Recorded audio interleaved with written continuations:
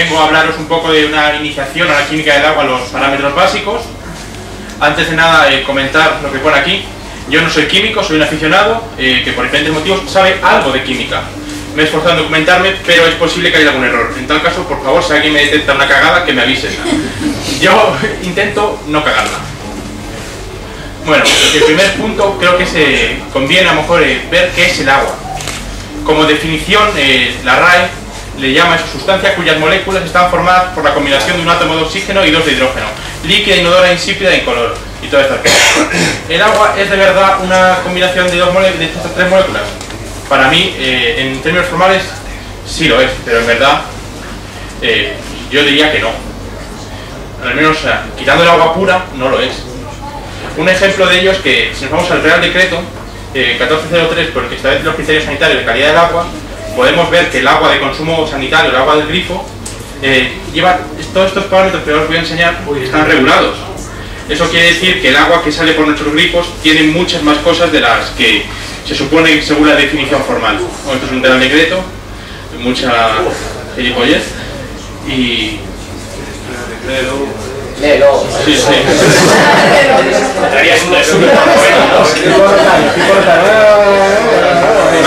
Tenemos tiempo. Entonces vemos que el agua de consumo sanitario tiene parámetros biológicos como el de Escherichia coli, todo esto así, el Clostridium, y luego parámetros químicos regulados. Eso es que el agua tiene mayor o menor proporción: antimonio, arsénico, benceno, boro, bromato, cadmio, cianuro, cobre, y una suma de compuestos que son bastante grandes. Por tanto, la química del agua es mucho más que la química del hidrógeno y la química del oxígeno. Por eso, en los acuarios tenemos que controlar bastantes cosillas. Bueno, sigo con esto.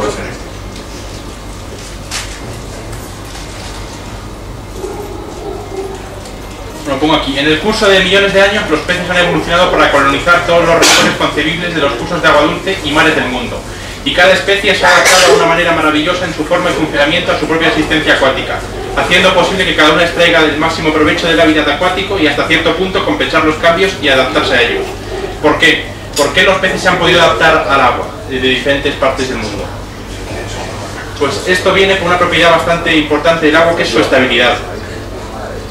Esto es posible porque el medio acuático y natural es bastante estable y por lo general los cambios se producen con gran lentitud, lo cual proporciona a los peces el tiempo necesario para adecuar sus funciones fisiológicas.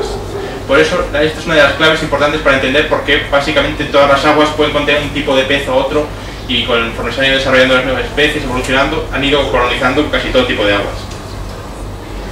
Bueno, esto es una pregunta un poco obvia. ¿Debemos cuidar nuestros peces? Pues me remito a una frase que leí, no sé si en este foro o en otro, que decía algo así como: más bien debemos cuidar el agua en la que viven nuestros peces y elegir peces adecuados al tipo de agua que poseemos y no al revés, que es algo que mucha gente hace. Me gusta este pez, voy a meter química al agua y a ver si así se adapta, o ni la meto y se muere. Entonces, volviendo sobre este tema del agua, ¿qué tipos de agua existen? Podemos diferenciar entre estos tipos así un poco por encima, que son la de la red urbana de grifo, la de lluvia, superficial, subterránea, manantial, destilada de ósmosis, y luego la que yo llamo artificial. Como pone aquí, en 75% de los casos usamos en nuestro acuario agua de red urbana, evidentemente después de haberla tratado con diferentes productos, que es lo que antes yo decía en el Real Decreto, contiene generalmente una gran cantidad de sales como calcio, magnesio, sodio, además de otras trazas de elementos vitales. Sin embargo, el agua también puede contener diferentes compuestos que son perjudiciales. Hablo aquí también de los, por ejemplo, de los trialometanos o los PCBs, pesticidas, herbicidas, purines y otro tipo de contaminaciones que proceden normalmente de desechos industriales que acaban pues llegando al agua y que no son desde luego beneficiosos para los peces. Bueno, el agua de lluvia hay gente que la usa en acuarios, pero es algo muy minoritario. En regiones donde la atmósfera es limpia y clara, los depósitos son una ventaja valiosa por el bajo coste que tienen, pero también hay que tener en cuenta de que el agua de lluvia nunca se debe usar, sobre todo si es de la primera lluvia, porque puede contener restos de contaminación que precipitan, y un ejemplo de es la lluvia ácida. Pues en general, salvo excepciones, el agua de lluvia se puede usar para peces, pero con cuidado. Bueno, las aguas subterráneas tienen la ventaja de que normalmente son ausentes de parásitos y flora microbiana y una temperatura constante. Pero también le digo, su uso con cuidado, conviene analizarla previamente y ver qué tiene y qué no. El agua destilada, hay mucha gente que la usa. Bueno, comentar que Está indicado para la mezcla con aguas más duras, ya que si se usa sola, la ausencia de minerales la hace inoperativa con peces, al igual que ocurre con el agua de lluvia. Entonces se puede usar como un complemento, pero no como única agua. El agua de ósmosis, parecido. Su indicación es evitar entrada de metales de las conducciones al acuario, hacer una especie de filtrado. Los inconvenientes, el coste de la maquinaria y el precio por litro, y que además elimina algún tipo de sal que sí que son beneficiosas. Por eso también hay que vigilarlo con las proporciones que se usan, si es que se usan. Y luego está el agua que yo llamo artificial, que es el agua tratada con diferentes aditivos para lo que he dicho antes de adaptar el agua a los peces en vez de comprar peces adaptados a tu agua. Estos puede estar indicado a lo mejor en un pez muy especial que, o en importaciones, que conviene ir adaptándolos poco a poco. Bueno, sobre el acondicionado un poco que decir, todo el mundo más o menos sabe por norma general cómo se hace, pues normalmente o con reposo, con uso de acondicionadores y poco más. Bueno, después de esta pequeña introducción voy a comentar un par de parámetros de los que son más relevantes y su influencia en el acuario. En primer lugar voy a hablar de las durezas. La dureza total, por ejemplo, el GH, mide la cantidad de sales de calcio y magnesio y en menor medida de otros iones como estroncio y bario, el valor de miligramos por litros de agua. De esta forma las aguas se denominan blandas o duras según la concentración de estas sales. Por poner dos ejemplos, el río Amazonas, que pasa por zonas arcillosas y arenales, ricas en humus y materia vegetal, hace que sean aguas muy blandas por su bajo contenido en sales disueltas. Así, por ejemplo, este tipo de aguas son a lo mejor mejores para peces de tipo neones, borrachitos o discos. Luego, las aguas de los lagos africanos están en otro extremo porque son muy duras y muy ricas en sales disueltas, parecidas quizá un poco a las aguas de la zona mediterránea de nuestro país. Y especies que se pueden adaptar a este tipo de agua de los lagos africanos, pues evidentemente los ciclos africanos, algún poecílido, por ejemplo. Luego también hay que tener en cuenta no solo la procedencia de la especie, sino la procedencia real de los peces, ya que muchos son criados en Asia o en Europa, donde el tipo de agua es en general de dureza media. De esta forma, la mayoría de los peces pueden ser adaptados a condiciones de dureza intermedias y se hace gradualmente en varios días. Bueno, la dureza total o GH es una característica compleja causada por la presencia de varios iones de calcio, magnesio, bario y estroncio en este orden de importancia y está asociada a sulfatos, carbonatos, bicarbonatos, nitratos y cloruros. Un GH incorrecto puede afectar a la transferencia de nutrientes y desechos a través de las membranas celulares y puede afectar a la fertilidad de los huevos, el crecimiento y crecimiento de organismos internos. Dentro de ciertos parámetros, los peces y las plantas se pueden adaptar a ciertas condiciones de GH. Después tenemos la dureza temporal o KH, que es la debida a carbonatos y bicarbonatos de calcio y magnesio. Esta se llama temporal porque desaparece con la ebullición cuando se hierve el agua, porque los bicarbonatos de calcio y magnesio, que son solubles, precipitan. Esta precipitación es la causa, por ejemplo, de las incrustaciones de cal que se dan en cisternas, por ejemplo, o incluso en los acuarios ha pasado de tener algún tipo de restos de cal en los diferentes niveles donde ha habido agua. La dureza de temporal o KH además es una característica de la capacidad de tampón de agua, es decir, la capacidad del agua de amortiguar variaciones de pH. Esto es muy importante ya que un KH muy bajo puede dar lugar a fuertes oscilaciones de pH que son desde luego perjudiciales para la mayoría de los peces. Luego lo comentaré cuando hable del pH más de su escala y la forma de considerarlo. Con un KH alto o mayor capacidad de buffer o de tampón, el agua será más resistente a cambios de pH. Si tenemos agua con valor menor a 4,5 grados KH alemanes, luego explicaré los tipos de grados, deberíamos prestar atención al pH ya que puede sufrir oscilaciones. Luego digo también, la capacidad de buffer o de tampón es buena y mala a la vez. Por el lado bueno, el ciclo del nitrógeno produce ácido nítrico o nitrato y si no tenemos capacidad de buffer, el pH tenderá a bajar con el tiempo. Una suficiente cantidad de buffer o de tampón mantendrá el pH estable. Luego, por el lado malo, el agua dura generalmente tiene una buena capacidad de buffer y si el pH es muy alto, esta capacidad de buffer hace que sea difícil bajarlo. Bueno, vamos a ver un poco de cómo se miden estas cosas. Destacan dos técnicas, el conductímetro, que es un aparato que mide la conductividad eléctrica de la muestra, lo cual está en proporción directa con la dureza, pero este tipo de aparatos no distinguen entre dureza temporal y total. Es un aparato parecido a este es un pHímetro, pero aquí no tengo uno de un conductímetro, vamos, es un aparato muy sencillo, se abre, se mete en el agua y se lee la medida. Y después está el método del colorimétrico, que es el típico test de gotas, que es el método desde luego más usado, al menos a nivel también doméstico, y se realiza por ensayo, que con eso se coge una muestra y normalmente se va añadiendo gotas hasta que se produce un viraje de color, y la dureza será como el número de gotas que has echado hasta que se produce ese viraje. Es decir, consideramos una gota como un grado de dureza. Hay dos escalas, luego lo comentaré. La más usada es desde luego la alemana, que es lo que digo aquí. Se expresa en grados o número de gotas hasta el viraje de color, y se destacan los grados franceses, que yo nunca he visto usarlos en ninguna marca, pero me consta que hay marcas de test que usan grados franceses, y los grados alemanes o grados de H, que son los que más la mayoría de las marcas comerciales luego utilizan. Bueno, aquí tengo una pequeña tabla donde relaciono los miligramos de sal de carbonato cálcico disuelta con los grados de H. Un agua muy blanda sería un agua que tiene unos grados de 0 a 4, un agua blanda sería de 4 a 8, semidura de 8 a 12, bastante dura de 12 a 16, dura de 18 a 30 y muy dura de 30 o más. Un agua muy dura, tanto como un agua muy blanda, suelen ser fuente de problemas. Habría que vigilar. Modificación de la dureza. La dureza como tal se puede modificar. Hay diferentes técnicas, ahora voy a comentarlas un poco. Debemos considerarla cuando los valores del agua que disponemos no coinciden con los valores óptimos que deseamos mantener, bien por los precios que tengamos o bien por otro motivo. ¿Cómo ablandar el agua dura? Para ablandar el agua dura, básicamente lo que tenemos es que eliminar o reducir sales de calcio y magnesio. Por tanto, hay varios métodos. Uno de ellos es añadir agua destilada. El uso está indicado para mezcla con aguas más duras, pero no, como he comentado antes, no se puede hacer como único tipo de agua por su ausencia de sales. Otro método es añadir el agua de ósmosis inversa o añadir resinas descalcificadoras. Esto yo no es recomendable porque puede dar lugar a problemas en el futuro.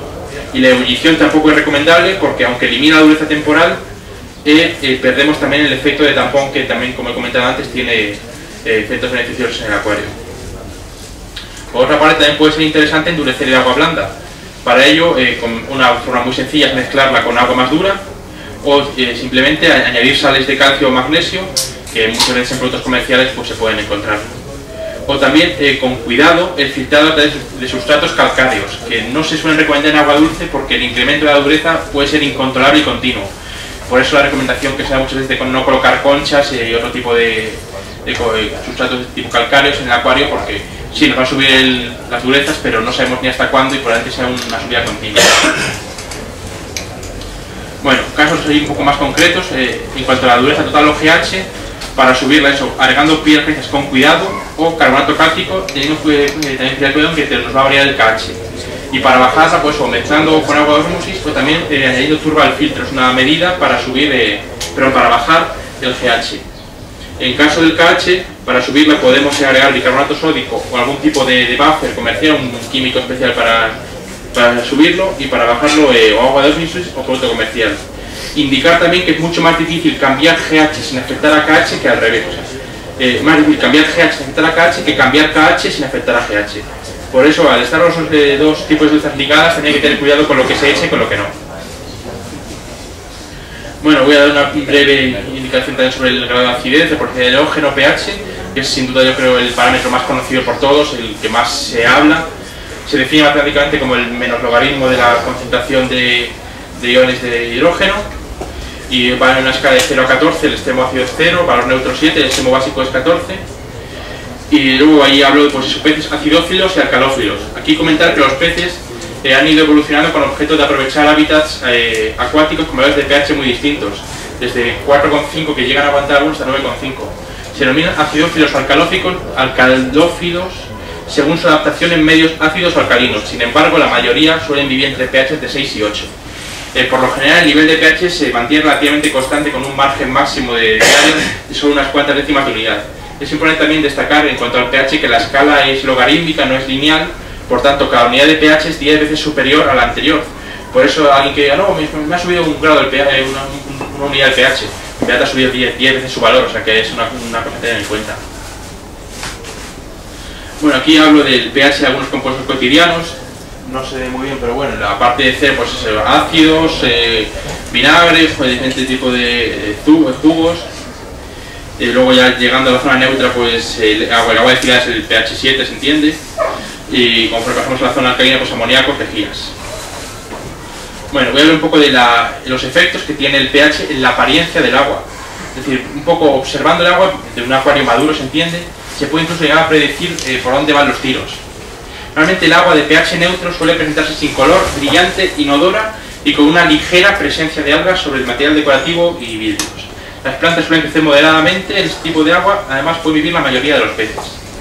Con pHs ligeramente alcalinos, entiéndase de 7,1 a 7,4 más o menos, se suele observar un mayor desarrollo de algas, el agua se torna de una coloración verdosa por la presencia de estas, y además suele percibirse un cierto olor ligero a clorofilas y las plantas además suelen crecer más rápido. Después, con pHs mayores a 7,4 podemos llegar incluso a percibir enturbiamientos del agua, lo cual además el olor suele aumentar, es un olor bastante desagradable por olores de descomposición de materia vegetal. Después, con aguas ya ligeramente ácidas, o sea, entre 7 y 6,8, por lo general el agua es brillante, con ligero reflejo amarillento, inodora y suele carecer de algas. La vegetación crece escasa y con lentitud y los vidrios pueden presentar ligeras formaciones calcáreas. La mayoría de los peces de ríos viven en este tipo de aguas, en particular los sudamericanos. Después tenemos ya aguas ácidas, es decir, pH menor a 6,8. El agua suele presentar un color amarillento marino y la materia orgánica en descomposición adquiere un color marrón. La vegetación suele ser pobre y de color amarillento. No son muchos los peces que viven en este tipo de agua, por lo general no saltan fácilmente a aguas poco ácidas. Bueno, voy a hacer una pequeña introducción a lo que es la relación del pH con el organismo. Así, en términos generales, podemos decir que el grado de acidez o alcalinidad del medio afecta profundamente a los organismos, tanto vegetales como animales, y cuanto más baja es la posición en la escala biológica, mayor es la incidencia del pH en los organismos. Por lo tanto, algas, infusores y bacterias en general, o sea, organismos elementales, son extremadamente sensibles a variaciones de este factor, mucho más que organismos superiores o con mayor grado de desarrollo. Después, lo que he comentado antes, la mayoría de los peces de acuario requieren un pH que oscila entre 6,8 y 7,2, valores por encima o por debajo de estos son aceptados por muy pocas especies. Y después también indicar que cada especie en particular posee un pH óptimo para su desarrollo y su manutención. Sí es cierto también que algunas especies en particular tienen facilidad de adaptarse a rangos de pH muy amplios. Sin embargo, la mayoría no suele tolerarlo. También es importante indicar que al transferir un pez de un medio a otro que tenga más de 0,2 grados de pH diferentes, considerando que el resto de los parámetros sean iguales, que no lo van a ser, es necesario un proceso de aclimatación, porque ya una variación de 0,2 es bastante grande. Bueno, voy a hablar un poco de las consecuencias, primero del aumento, después de la disminución del pH sobre el organismo de los peces. Una elevación, un aumento del pH suele producir alcalosis. Es un tipo de intoxicación. Es una enfermedad abiótica que podría compararse con una intoxicación. Y cuando el pH aumenta, además, también, otra cosa que además se suele ver a simple vista, aumenta la frecuencia respiratoria de los peces afectados. Las algas suelen proliferar, consumiendo nutrientes en detrimento de las plantas que pueden quedarse sin ellos, y además las bacterias encontrarán un medio adecuado para multiplicarse. Además, estas últimas encontrarán en el estrés de los peces un medio para convertirse en patógenas y desatar una bacteriosis. Por tanto, hay que tener cuidado con este tipo de aumentos, porque no solo la intoxicación por alcalosis, sino que de forma continuada podemos llegar a una bacteriosis. Por otra parte, pues vamos a comentar las consecuencias de disminución del pH, que si antes hablamos de alcalosis, ahora puedo hablar de acidosis. Cuando el pH desciende más allá de lo tolerado por los peces, se produce en muchas especies otro tipo de enfermedad conocida como acidosis. Una de las razones más comunes para que el pH descienda es la presencia exagerada de ácidos orgánicos en el acuario, producto de una superpoblación y en algunos casos por escasez de plantas o iluminación inadecuada o insuficiente. La acidosis se suele manifestar en forma de derrames sanguinolentos que pueden afectar al cuerpo y aletas de los peces, erizamiento de aletas, destrucción de mucosa, etc. Así como una baja excesiva es dañina para la mayoría de los organismos del acuario, una baja imperceptible y paulatina puede llegar incluso a ser beneficiosa para los peces de aguas normales o ligeramente ácidas. Por ejemplo, un pH de 6,8 favorece la secreción de mucosa protectora de la piel de los peces, mejorando así sus defensas contra infecciones, pero podría afectar también a varias plantas acuáticas. Bueno, al igual que hablé antes, voy a hablar un poco de la medición del pH. El método también el más utilizado es el método colorimétrico, que consiste en añadir unas cuotas de un indicador a la muestra. Este de aquí un ejemplo para que comparemos los colores que salían con los que salen en la tabla que os he puesto antes, de hecho voy a volver a ella.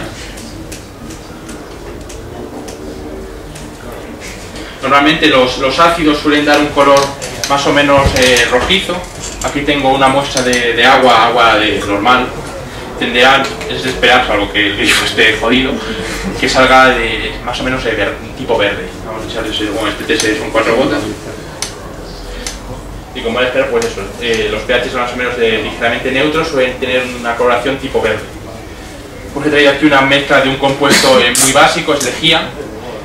Los compuestos básicos tienden a dar coloraciones normalmente azules, como podéis ver, no se ve muy bien, pero son como coloraciones de tipo azul.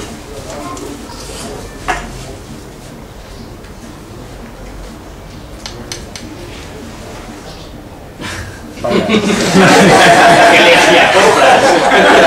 Me la han cambiado. O está muy perfumada con algún tipo de ácido, no me lo explico. Lejía, buena lejía, yo la he cogido de mi casa. Bueno, ya está amarilla. No lo veo. Bueno, y esto es por no ensayar antes en casa, lo que pasa. Está caducado el test. Hay que calibrarlo. Y después los compuestos ácidos suelen dar coloraciones de tipo rojizo, espero. En este caso he traído pues el ácido más común de casa, que es el vinagre, que huele bastante mal. Y es de esperar que salga rojizo, yo ya a ver. Sí, vale. Sí, ha salido. Ha hecho el amago, pero Más o menos sale más rojito. Puede ser que el test que es viejo, lo tenía tiempo, que puede ser que también que esté cascado. Bueno, vuelvo a por donde estaba, después de este fracaso. Agitando usted antes de usarlo. También. Bueno, lo que he dicho, para el test de tipo colorimétrico es añadir unas gotas y comparar con una tabla. Realmente en la tabla, una tabla de este estilo suele tener los típicos valores que se encuentran en un acuario, y pues uno con precisión que cuesta bastante porque a veces diferenciarlo es jodido, pero más o menos te puedes orientar. Si quieres una medición más precisa, esto, con cuidado también, porque el método electrónico pHímetro está basado en las propiedades eléctricas del agua. Esto se abre, se sumerge, enciendes y mides. La precisión es de 0,1, es más preciso normalmente que la mayoría de los test comerciales, aunque hay unos que son muy precisos, depende del rango que tengan. Ahora, el problema de esto es más caro. Y aparte, para que funcione bien, hay que calibrarlo de vez en cuando. Se venden disoluciones que están ya reguladas a un pH y tiene que una tuerquecita, tú con un destornillador vas calibrando. Y aparte, debe guardarse el electrodo en una mezcla de llama de KCl, porque si no podemos darle lugar a lecturas erróneas. Pues para que fiquemos precisión, este aparatito, pero cuidándolo como se merece. Pues no, los que venden que son en continuo, que van en la colorimetría con ¿Afecta la luz? ¿Le afecta la luz? Normalmente, como se ha tapado, no tendría por qué afectarlo. Yo te digo que algo le afecta, no sé qué, pero algo le afecta. Yo saco el agua del acuario, la saco fuera, en un vasito, meto el pHímetro y me da datos. Lo meto dentro del acuario y me da nada. No me da. Y es ese mismo, el TCE, no sé qué, TCE o algo así. Esto, vamos, esto cuesta 10 euros, tampoco es caro, pero no tanto. Tú por eBay yo compré por 10 euros. Sí, no, 10 euros. 10, 15 euros. Bueno, voy a hablar un poco de la modificación del pH, igual que antes hablé de la modificación de las durezas. Los valores de pH se pueden producir por cualquier tipo de ácidos o bases, y en general podemos decir que las aguas duras tienden a ser básicas y las aguas blandas ácidas. Esto es una norma general, pero no es exclusivo, o sea, puede haber excepciones. En aguas naturales y en los acuarios, los valores de pH suelen estar determinados mayormente por el aumento de la dureza temporal o KH, ya que suele incrementar el pH. También por el dióxido de carbono CO2, que suele disminuirlo. Tiene importancia también los ácidos orgánicos procedentes de vegetales de turba, que provocan una acidez suave y natural, así como los productos metabólicos ácidos de peces. Después comentar que, aunque digo aquí que los valores de pH suelen ser producidos por cualquier tipo de ácidos o bases, evidentemente el uso de ácidos o bases químicas fuertes está completamente desaconsejado en acuarios. Para regulación de pH se suelen utilizar sustancias presentes en aguas naturales o compuestos fabricados a tal efecto. O sea, nadie que se le ocurra modificar un pH añadiendo vinagre o añadiendo lejía, evidentemente es una locura. Subir el pH sería recomendable ofrecer un cambio parcial de agua. Una buena aireación para disipar CO2 podría ayudar también a subir el pH. Incrementar el poder de tampón subiendo el pH con los métodos que he comentado antes, o simplemente usar un buffer comercial alcalino. Por otra parte, puede ser interesante bajarlo o corregir la basicidad. Para ello, pues reduciríamos el pH, añadiríamos aguas blandas, podríamos filtrar mediante turba o podríamos diluir CO2 en el acuario. Recomendado además en el implantado, pues echar CO2 así como así, si no hay nadie que lo consuma, puede llegar también a descontrolarse. O, como he comentado antes, usar un buffer ácido y ya está. Bueno, ya para acabar voy a hablar un poco de los compuestos nitrogenados, que suelen tener más relevancia durante el ciclado, aunque también debemos vigilarlos durante la vida útil de nuestro acuario. Bueno, aunque sea una imagen un poco infantil, encontré una que me gustó bastante sobre el ciclo de nitrógeno, que es un dibujo que parece que hizo una niña, pero es bastante curioso. Bueno, esto es un ciclo, empieza pues alimentamos a tus peces, los peces ingieren comida, los peces cagan y la mierda cae, las plantas además devuelven oxígeno, después todo esto se descompone, todo este tipo de detritos y de residuos en amonia. Fijan aquí lo que han pintado como las buenas bacterias y las consumen dando lugar a nitritos y a continuación nitratos, que ya pues suelen permanecer en el acuario, pero que los consuma algún tipo de planta o se van con los cambios de agua, ya habría que controlarlo. Esto es una cosa cíclica, entonces en principio en un acuario que está maduro y que está en correcto funcionamiento, con un buen crecimiento bacteriano y con un filtro en condiciones, esto se producirá continuamente. Bueno, vuelvo a la presentación.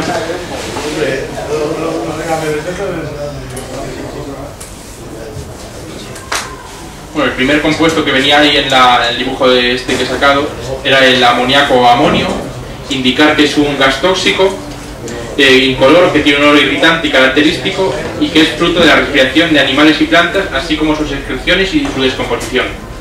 Es altamente tóxico para los peces, por lo tanto debemos de vigilarlo y tener gran precaución con él. Bueno, también cabe a lo mejor preguntarse a partir de qué cantidad este es problemático. Pues como recomendación, si el test lo detecta, malo, o sea, recomendado prácticamente cero. Si conseguimos detectar algo de amoníaco o de amonio, bueno, antes de los test dan la medida común y luego fundamental la cantidad que corresponde a amoníaco o amonio. Si lo detectamos, mal. En caso de detectarlo, pues cambios de agua, y esperar a que la colonia bacteriana lo reduzca y lo elimine.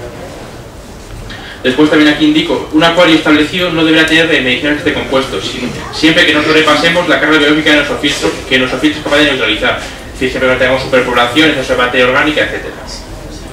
El amoníaco además puede disociarse o puede dar lugar a amonio, que es su ácido conjugado. Este es resultante de la descomposición del mismo y no es tan tóxico como el amoníaco, pero igualmente tenemos que controlarlo. La presencia de amoníaco o amonio en las proporciones bien determinadas por el pH del acuario. Aquí he puesto una tabla en la que según el pH podemos saber más o menos qué cantidad de amoníaco o amonio, o sea, las proporciones. Como he indicado, el amonio es tóxico, pero menos, el amoníaco es bastante más tóxico. Por lo tanto, si detectamos amonio con un test y además tenemos un pH básico, hay que tener mucho cuidado porque estamos hablando ya de amoníaco. Pues la siguiente etapa en los compuestos nitrogenados sería el nitrito, el segundo escalón del ciclo de nitrógeno, y proceden de la transformación de amonio a amoníaco. Las bacterias responsables de esa transformación de amonio a amoníaco a nitritos son las que se denominan del género nitrosomas, aunque algunos estudios recientes confirman que esas bacterias tienen gran actividad en acuarios de agua dulce, siendo las bacterias del grupo Nitrosococcus las verdaderas amoníaco-oxidantes de nuestros acuarios. Lo mismo dicho en el caso del amoníaco, si las detectamos, mal asunto, son tóxicas, habría que primero vigilar por qué las tenemos y actuar en consecuencia, personalmente con un cambio de agua o algún tipo de bacteria externa, aunque no suelen ser muy recomendables tampoco, pero es algo tóxico que puede dar lugar a muchos problemas en el acuario. Bueno, esto está repetido. Sí, está repetido. Bueno, los nitratos constituyen el tercer escalón en la cadena del ciclo de nitrógeno y proceden de la transformación de los nitritos por parte de bacterias del género Nitrobacter, aunque también, según estudios recientes, la responsable es la nitrospira. Esto ya es más cosa más profunda, pero bueno, como resultado del proceso de transformación, los nitratos comienzan a acumularse lentamente en nuestro acuario. Es importante no dejar que aumente su concentración, pues aunque es mucho menos tóxico que lo que puede ser un amoníaco o un nitrito, si la concentración es alta puede tener consecuencias a largo plazo en la salud general y en la crianza y reproducción de peces, además de contribuir al crecimiento excesivo de algas. Para evitar este tipo de concentraciones altas de nitrato, pues lo he dicho anteriormente, cambios de regulares de agua, semanales solamente de un 40%, lo que se viene a recomendar, y además si introducimos plantas naturales, estas absorberán el nitrato en forma de abono, o sea que nos serán una ayuda extra para eliminarlo. Bueno, vamos a hacer un par de conclusiones. ¿Qué podemos sacar en claro de estos tres últimos parámetros respecto a lo que debemos hacer para el acuario? Me refiero a los parámetros a los nitrogenados. Primero, la importancia de un buen ciclado. Si no hacemos un buen ciclado y no creamos una colonia bacteriana estable y capaz de asimilar todo el tipo de desechos que pueden aparecer en el acuario, vamos a tener seguro este tipo de problemas de amoníaco, nitritos, y vamos a poder tengamos bajas, alguna enfermedad. Por lo tanto, es muy importante hacer un buen ciclado. Aquí viene una gráfica más o menos orientativa de, como he comentado, primero surge el amoníaco, conforme se va descomponiendo surge el nitrato, y a continuación, pero el nitrito y a continuación el nitrato. Y ya el nitrato se regula con plantas y fundamentalmente con cambios de agua. Otra consecuencia importante, o otro que debemos sacar en claro, aparte de hacer un buen ciclado, la importancia de mantener la colonia bacteriana estable y saludable. Es decir, cuidado al mantener las cargas filtrantes, no cargarse las bacterias, no lavar las cargas bajo el grifo, todo este tipo de consejos que todos conocemos y que en mayor o menor medida podemos aplicar, porque básicamente si te las cargas, estás oyendo al principio, vas a tener amoníaco, vas a tener nitrito y podrás tener problemas. Otra cosa que debemos sacar en claro, la importancia de no superpoblar el acuario, porque por mucho que tengamos un filtro potente, hayamos hecho un gran ciclado, si tenemos una cantidad de peces que no puede asumir la colonia bacteriana, volveremos a tener este tipo de problemas de compuestos nitrogenados y todo lo que conlleva.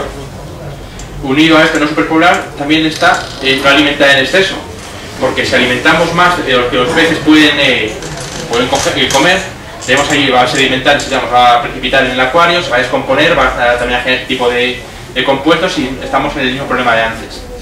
Y como consejo también, importancia de tener plantas naturales, porque como he comentado, suelen ayudar a reducir este tipo de compuestos. Luego aquí un ejemplo de un acuario plantado. Luego, hay parámetros... Suena ese acuario. Ese está majada la onda.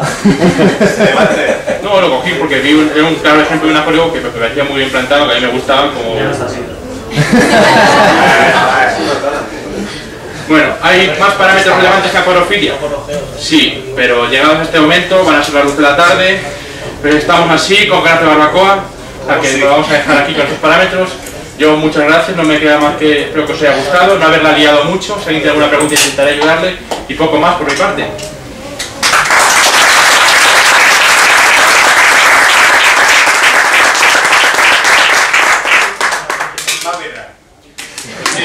Hacemos un pequeño descanso, después está programada una subasta de plantas a precios más o menos populares y a continuación tendrá lugar la votación del concurso fotográfico y la exposición de las fotografías. O sea que un pequeño descanso y vamos para la subasta.